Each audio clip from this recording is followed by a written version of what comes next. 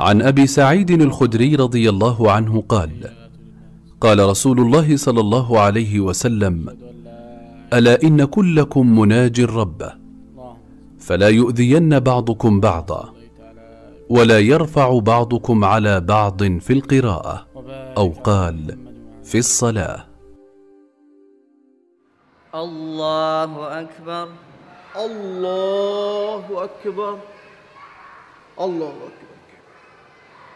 بسم الله الرحمن الرحيم. الحمد لله. Dari Imran bin Husain radhiyallahu anhu menceritakan, pernah Rasulullah shallallahu alaihi wasallam mengerjakan sholat zuhur berjamaah. Ada seorang laki-laki di belakang beliau mengeraskan bacaannya dengan mengucapkan Sabbihisma rabbikal a'la.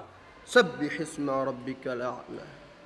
Selesai sholat beliau bertanya, ayyukum qara'a? Siapa di antara kalian tadi yang membaca? Qalu rajulun. Orang-orang berkata, laki-laki ini. Maka Rasulullah SAW bersabda, qad araftu anna ba'dakum khalajaniha. Sungguh aku mengetahui sebagian kalian telah mengusik bacaanku. Maka berdasarkan hadis ini, kata para ulama, terlarang terlalu mengeraskan bacaan sehingga mengganggu imam ataupun jemaah yang lainnya. Perkenankan kami berbagi adab-adab dalam sholat berjamaah. Ulama sepakat bahwa sholat wajib berjamaah merupakan ibadah yang sangat mulia dan syiar Islam yang sangat agung. Karena Allah mensyariatkan agar sholat wajib dilakukan secara berjamaah di masjid. Allah berfirman, Qul amara rabbi bil qisti wa aqimu wujuhakum inda kulli masjidin wad'uuhu mukhlishina lahuddin. Katakanlah, Tuhanku menyuruh menjalankan keadilan. Dan katakanlah, arahkanlah wajahmu dengan melaksanakan sholat jamaah di setiap masjid, dan sembahlah Allah dengan mengikhlaskan ketaatanmu kepadanya. Quran Surat Al-A'raf ayat 29. Karena itu, Rasulullah Shallallahu Alaihi Wasallam memberikan perhatian besar terhadap sholat jamaah. Beliau bersabda, Sholatul jama'ati tafdulu sholatal faddi bi 27 darajah. Sholat jamaah lebih utama dibandingkan sholat sendirian dengan 27 derajat. Hadis riwayat Bukhari dan Muslim. Bahkan beliau merasa kehilangan ketika ada sahabat yang tidak ikut sholat berjamaah. Ubay bin Ka'ab radhiyallahu anhu menceritakan, suatu hari ketika Rasulullah Shallallahu Alaihi Wasallam mengimami sholat subuh, beliau bertanya kepada para makmum, apakah si A datang? Apakah si B hadir? Beliau menyebutkan beberapa orang munafik. Kemudian beliau bersabda, sesungguhnya shaf pertama itu seperti shaf para malaikat. Andai kalian tahu keutamaannya, kalian akan berebut untuk mendapatkannya.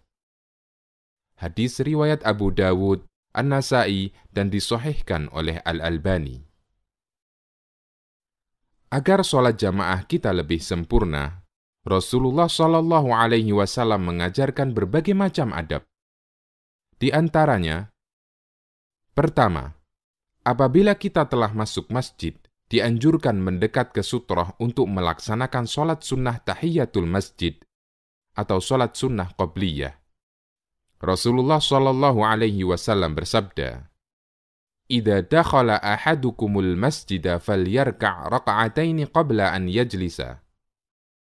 Apabila kalian masuk masjid, lakukanlah sholat 2 rakaat sebelum duduk. Hadis riwayat Bukhari dan Muslim. Kedua, jika waktu iqamah masih lama, duduklah dengan tenang menghadap kiblat dan perbanyak membaca doa, karena doa antara adzan dan iqamah tidak tertolak. Rasulullah Shallallahu Alaihi Wasallam bersabda, "La yuraddu du'a'u bainal adzani wal iqamah." Doa antara adzan dan iqamah tidak ditolak. Hadis riwayat Abu Dawud, Tirmidzi, dan disahihkan oleh Al-Albani. Ketiga, jika iqamah dikumandangkan, sementara Anda sedang sholat sunnah dan tidak memungkinkan untuk segera diselesaikan, maka batalkan sholat sunnah dan bergabunglah di shaf untuk melaksanakan sholat wajib. Rasulullah Shallallahu Alaihi Wasallam bersabda, "Idza uqimatis sholatu fala sholata illa al-maktubah." apabila iqamah telah dikumandangkan, maka tidak ada solat kecuali solat wajib. Hadis riwayat Muslim. Keempat, pastikan semua yang mengganggu telah Anda singkirkan, karena kita dituntut untuk khusyuk ketika solat. Di antaranya dengan mematikan bunyi HP. Nabi SAW bersabda, "Inna fis sholati la syughla." Sesungguhnya dalam solat itu sudah banyak kesibukan. Hadis riwayat Bukhari dan Muslim. Orang yang solat, dia disibukkan dengan merenungi bacaan-bacaan solat dan gerakan-gerakannya. Karena itu, jangan sampai kesibukan dalam solat tersebut ditambah lagi dengan kesibukan yang tidak bermanfaat. Kelima, apabila Anda mendengar bunyi HP Anda karena lupa mematikannya sebelum solat, maka segera matikan HP Anda, meskipun sedang melaksanakan solat. Dan gerakan semacam ini tidak membatalkan solat, karena gerakan ini dibutuhkan. Al-Hafidh Ibnu Hajar mengatakan, dianjurkan menghilangkan segala yang mengganggu orang yang solat dengan cara apapun, agar dapat menjaga untuk selalu khusyuk. Keenam, pastikan shaf solat rapat dan lurus. Merapatkan dan meluruskan shaf solat berjamaah hukumnya wajib. Imam bertanggung jawab memerintahkan makmum untuk merapatkan dan meluruskan shaf mereka. Rasulullah SAW hampir tidak pernah lupa mengingatkan para sahabat akan hal ini setiap sholat jamaah. Karena lurus dan rapatnya shaf merupakan salah satu tonggak kesempurnaan sholat jamaah. Rasulullah SAW pernah memerintahkan para sahabat, "Sawwu sufufakum fa inna taswiyatas shaffi min tamamis shalah." Luruskan shaf kalian, karena meluruskan shaf bagian dari kesempurnaan sholat. Hadis riwayat Muslim. Beliau juga memerintahkan agar jamaah merapatkan shaf dan tidak meninggalkan celah dalam shaf, karena adanya celah akan ditempati setan. Rasulullah SAW bersabda, "Aqimus sufufa wa hadhu bainal manakibi wa suddul khalal, walinu bi aidi ikhwanikum, wala tadaru furujatin lisyaitan." Luruskan shaf, rapatkan pundak, dan tutup celah. Perlunak pundak kalian untuk saudaranya, dan jangan tinggalkan celah untuk setan.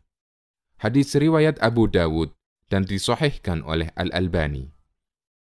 Ketujuh, ikuti semua gerakan imam. Tidak boleh mendahului atau terlalu telat dari gerakan imam. Rasulullah SAW bersabda, imam ditunjuk untuk diikuti makmum. Karena itu, janganlah menyelisihi imam. Apabila dia ruku', maka rukuklah. Apabila dia i'tidal, ucapkan Rabbana lakal hamd. Dan apabila sujud, maka sujudlah. Hadis riwayat Bukhari dan Muslim. Kedelapan, Rasulullah SAW memberikan ancaman keras bagi orang yang mendahului gerakan imam. Beliau bersabda, "Ama yakhsha ahadukum idza rafa'a ra'sahu qabla al-imam an yaj'alallahu ra'sahu ra'sa himarin aw yaj'alallahu suratahu surata himarin."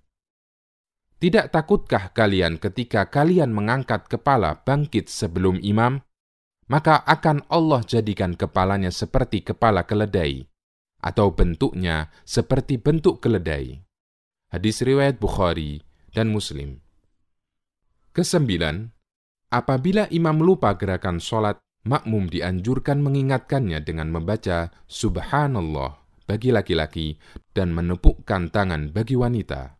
Rasulullah SAW bersabda, "Innama ana basyarum mithlukum, ansa kama tansaun, fa idza nasitu fadzakkiruni." Saya hanyalah manusia biasa seperti kalian. Saya lupa sebagaimana kalian lupa. Apabila saya lupa, ingatkanlah saya. Hadis riwayat Bukhari dan Muslim. Nabi SAW juga bersabda, "Man nabahu syai'un fi salatihi falyaqul subhanallah." Siapa yang mengalami sesuatu dalam salatnya, hendaknya dia mengucapkan subhanallah.